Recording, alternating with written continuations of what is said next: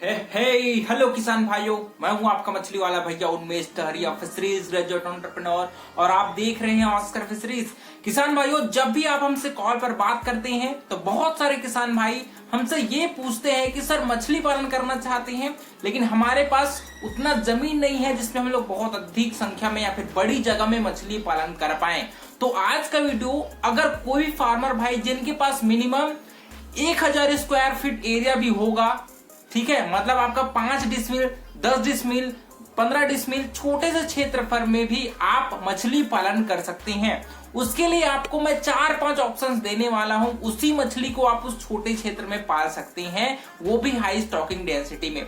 सबसे पहले दोस्तों, जो भी आपकी कैट फिशेस मछलियां होती हैं, जिसमें आपको मैं 4 स्पीसीज बताऊंगा। आपकी आती है इसमें सिंघी, मांगुर, इसके साथ आप हाइब्रिड मांगुर भी डाल सकते हो अगर आपके पास उपस्थित होगा तब, है ना। उसके साथ आप पंगासस, और आपका आता है रूपचंदा फिश।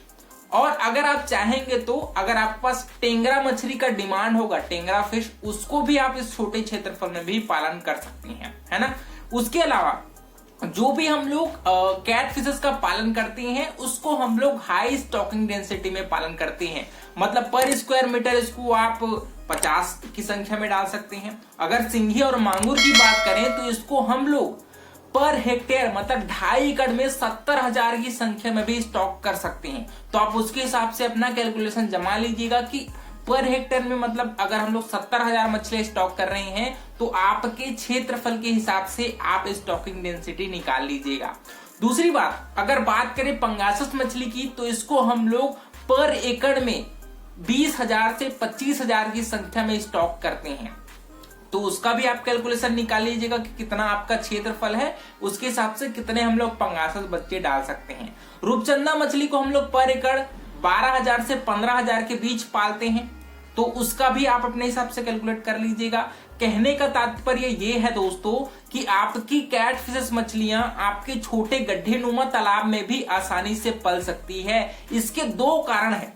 आपकी कैट फिश मछलियां आपके वातावरण से ऑक्सीजन लेती है, क्योंकि इनके सिर में एक एसेसरी रिस्पायरेटरी ऑर्गन्स पाई जाती है जिसकी मदद से ये आपके पानी के ऑक्सीजन को भी कंज्यूम करती है। साथ ही ये तालाब के सरफेस में आकर के आपके वातावरण से भी ऑक्सीजन ग्रहण कर सकती है, और इसको ज्यादा क्षेत्रफल की भी जरूरत नहीं पड़ती। अगर बात करें आपकी कार्प मछलियों की, तो उसके मुकाबले आप इसको 10 टाइम ज्यादा अपने तालाब में स्टॉक कर सकते हो। इसी वजह से, क्योंकि ये आपके एडवर्स कंडीशन में अच्छे से सर्वाइव कर पाती है, साथ ही साथ आप इसको कम ऑक्सीजन लेवल में भी पालन कर सकते हैं। दूसरी बात आती है दोस्तों कि आपकी इन बच्चों को, जो हम अपन कैट फिशेस बोल रहे हैं, उसको फीडिंग क्या कराया जाए।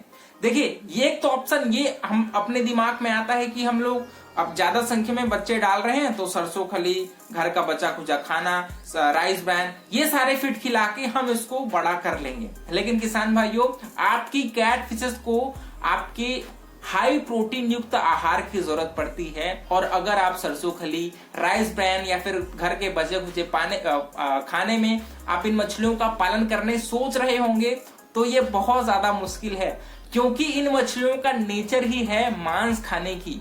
ये मछलियां आपकी ज्यादा हाई प्रोटीन युक्त आहार, वो भी आपकी एनिमल बेस्ड, मतलब इनको मांस युक्त आहार खाने की आदत रहती है। इसी वजह से मैं आपको सलाह दूंगा कि अगर आप अपने छोटे गड्ढे में मछली पालन कर रहे हो तो एटलीस्ट आप कमर्शियल जो पैलेटेड फीड आता है, फ्लोटिंग फीड, उसका प्रयोग ज्यादा रूप से करिए। दूसरी बात आती है कि इसका फीडिंग मैनेजमेंट कैसे किया जाए।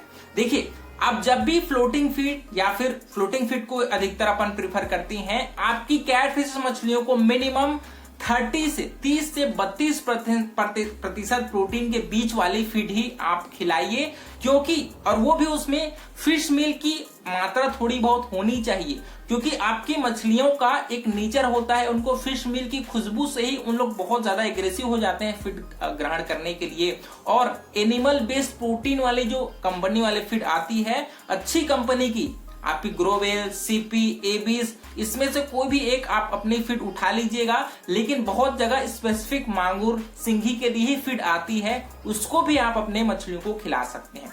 फीडिंग की बात करें तो आपको अपने जो बच्चों का स्टॉकिंग है वो 5 ग्राम मिनिमम साइज का होना ही चाहिए। मैक्सिमम 10 ग्राम साइज तक आप बच्चे हैं वो तालाब में छोड़िए, है ना। उसके अलावा फीडिंग की बात करें तो स्टार्टिंग में आपको मछलियों को 5 to 6% बॉडी वेट के हिसाब से फीडिंग कराना है, क्योंकि आपकी पंगासस मछलियां 1 से 1.5 किलो साइज तक जाती हैं 6 से 8 महीने के बीच में। आपकी सिंघी और मांगुर मछलियां भी 8 महीने में मिनिमम 150 ग्राम से 200 ग्राम तक जाती है, अगर आप देसी मांगुर की बात कर रहे हैं तो, है ना। उसके अलावा आपकी रूपचंदा मछली भी मिनिमम 6 से 8 महीना लेती है उसको 800 से 900 ग्राम होने में। तो उसके हिसाब से ही आप मछली का जो फीड चार्ट आता है हर मछलियों का अलग अलग होता है, उसको फॉलो करिए। लेकिन स्टार्टिंग में मिनिमम आपको 5 to 6% बॉडी वेट के हिसाब से आप फ्लोटिंग फीड को मछलियों को खिलाइएगा। फीडिंग की बात करें तो आपको अपने फीड को 2 पार्ट में डिवाइड करके ही खिलाना है। चाहेंगे आप उसको 3 पार्ट में भी डिवाइड कर सकते हैं। सुबह आप 9 से 10 के बीच में फीडिंग कराइए, दोपहर में आप 1 से 2 के बीच में फीडिंग कराइए और शाम में आप 3 से 4 के बीच है वो फीडिंग कराइए। मतलब अपने फीड को आप 3 पार्ट में डिवाइड करके ही उसमें फीडिंग कराइए। समय समय पर आप उसमें विटामिन मिनरल मिक्सचर भी ऐड करते रहिए। और एक चीज आप ध्यान रखिएगा कि आपकी कैट फिशेस के पालन में आपको फर्मेंटेशन करने की जरूरत नहीं पड़ती, क्योंकि वो ज्यादा प्लैंकटन खाने वाली मछलियां नहीं होती। वो आपके जो प्रोटीन युक्त आहार है उसी पर ज्यादा अच्छे से ग्रोथ करती है। उसके अलावा आपको समय समय पर अपने वाटर को भी एक्सचेंज करना है, क्योंकि हम लोगों ने अपने मछलियों को हाई स्टॉकिंग डेंसिटी में पालन कर रहे हैं। तो इसकी वजह से आप अपने वाटर पैरामीटर्स को, खास करके अमोनिया, ठीक है, इसको और पीएच को, इन दोनों को आपको जरूर अच्छे से चेक करते रहना है, क्योंकि अमोनिया अगर बन गया तो ये आपकी मछलियों के लिए घातक साबित हो सकता है। क्योंकि इसको हाई प्रोटीन युक्त आहार हम लोग खिला रहे हैं अपनी मछलियों को, इस वजह से आपके तालाब में ऑर्गेनिक लोड बहुत ज्यादा संख्या में बढ़ती है, जिससे आपके बैक्टीरियल इन्फेक्शन होने के चांसेस आपके मछलियों को बढ़ जाती है। तो इसी वजह से आप अपने मछलियों के और अपने तालाब में वाटर एक्सचेंज समय समय पर करते रहिए। 20% पानी को कम से कम निकालते रहिए हफ्ते में, और नया पानी है वो सुबह सुबह सर्कुलेट करते रहिए, ताकि ऑक्सीजन लेवल अच्छा सा बना रहे। आपके पानी में अमोनिया गैसेस हैं वो ज्यादा मत बन पाए। और अगर आपके पास एरिएशन की सुविधा है तो वो आपको बहुत बढ़िया मदद करेगी आपकी मछलियों को पालन करने में, है ना। तो ये आपकी कैटफिश मछलियां बहुत ही अच्छी डिमांड रहती है, इसका प्राइस भी बहुत अच्छा मिलता है। तो आप कम क्षेत्रफल में भी ज्यादा प्रोडक्शन है इस मछली को पालन करके आप ले सकते हैं दोस्तों।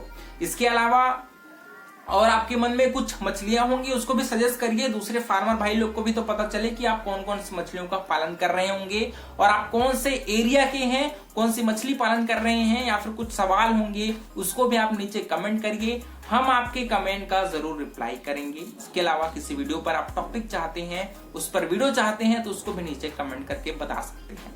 तो किसान भाइयों, इस प्रकार से मैंने सभी इंपॉर्टेंट फैक्टर को आपको बता दिया है। बाकी आपको कुछ भी प्रॉब्लम होता है हमसे कंसल्टेंसी की सर्विस ले सकते हैं, हम आपको अच्छे से सलाह दे सकते हैं। तो मिलते हैं अगले वीडियो में किसान भाइयों, तब तक के लिए बड़ों का सम्मान करिए, छोटों को प्यार करिए और खुद का ढेर सारा ख्याल रखिए। Thank you, thanks for watching.